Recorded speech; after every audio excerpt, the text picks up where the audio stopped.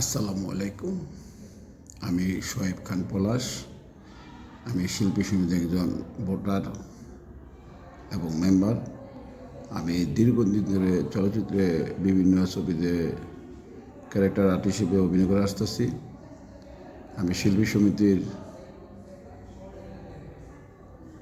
একটা গঠনতন্ত্রের কলম আছে। এটা অলাভজনক প্রতিষ্ঠান, অরাজনৈতিক সংগঠন এবং সেবামূলক প্রতিষ্ঠান।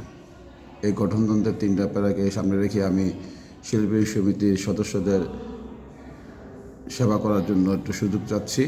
এবার কার্যনির্বাহী কমিটির সদস্য পদে আমি স্বতন্ত্র প্যানেল থেকে দাঁড়াচ্ছি। আপনারা আমাকে এটা ভোট দিয়ে জয়যুক্ত করে সেবা করার সুযোগ দেবেন, সে আশা ব্যক্ত করছি। আসসালামু আলাইকুম।